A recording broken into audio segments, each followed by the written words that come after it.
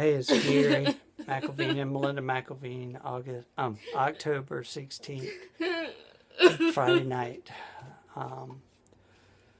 Didn't want to put this on Facebook publicly, but we wanted to share this with some of our closest friends to filter our situation to make a better decision.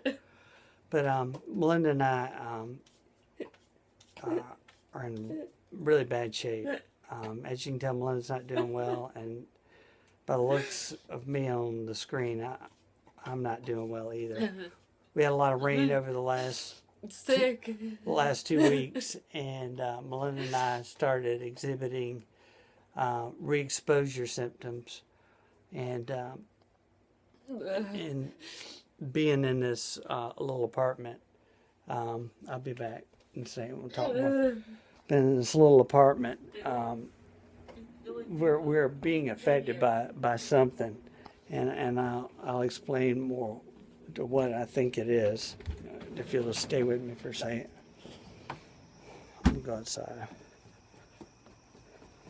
Just bear with me, just for a second.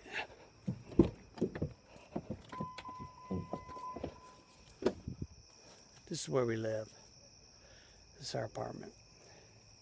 Just came downstairs. In our apartment. In our apartment, we have mold. If you can see this. I don't know if you can see this mold growing.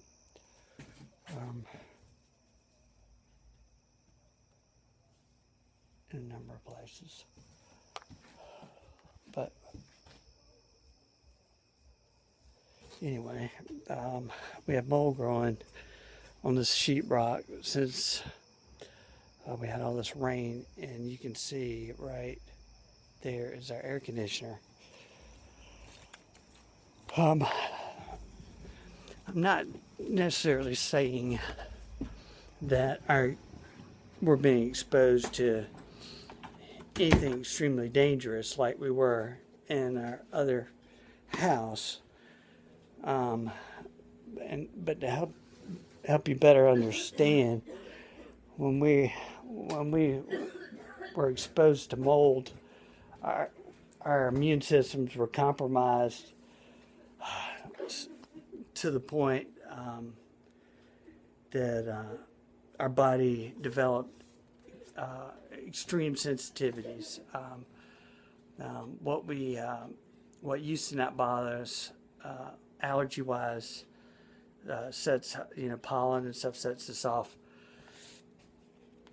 like never before. One thing, when we began treatment, they wanted to find out if we developed any sensitivities to chemicals or allergies, and if we can identify them during our treatment, if we could avoid those things from happening and disrupting our treatment, the better. So I don't know if you can see all these things out that I was tested for. I found out I'm allergic to eggs right now, chicken, milk, pork, orange juice, coconut milk, almond milk, yeast, peanuts, walnuts, watermelon,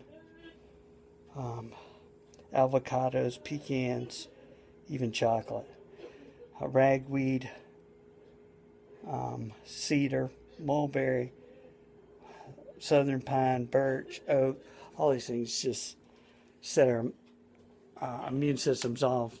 So when we were back in treatment, they didn't want us to stay far away from the treatment center. They want us to stay in a controlled environment at the hotel, just to go to and from treatment. We only could eat specific things. What I'm saying is we're a barometer for all this stuff, for molds. The mold that we have downstairs, the doctors were telling us, even though it hasn't developed into something that could be extremely dangerous if not dealt with properly, it's off-gassing, and it's blooming, and it's producing spores that probably wouldn't bother 90% of the people that came in contact with it right now. But with our compromised immune systems, it's coming up through our air conditioner, which is right back here. Hold on a sec. What? Huh? We just gotta go. I know. I'm getting to that. No, you're just taking too long.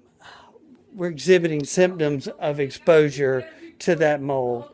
And the bottom line is, this happened so unexpectedly, no pre-planning. It's going into it. We have to move. We cannot stay in this apartment. People keep asking, well, how do you know if that mold down there is toxic or not? It's toxic to us because we're just that hypersensitive, and because we're reacting to it, it's disrupting Melinda's the only treatment we can afford that she's doing from here, and it's just canceling out everything that she's doing. I mean, we got an air scrubber, nothing's working. I'm exhibiting all the same symptoms of real mold exposure, and Melinda's running fever. I'm so swollen and sick and nauseated and everything hurts and I don't know. I'm gonna die and I'm scared. I'm scared. We have to get out of this apartment. I know there are a lot of people out there that are willing to help us and want to get involved and want to talk to the doctors and make sure we do everything we can do to get the right treatment. I have a great doctor. But, I have a really bad living environment. And all that's important, but as all that still comes together, we're continuing to be re-exposed. And we have taken such a nosedive over the last week, I can't imagine where we're going to be in another week. I'm going to be on the ground. So we didn't budget to even be considering moving right now, but if we don't get out of this place I can't afford to get my medication refilled right now,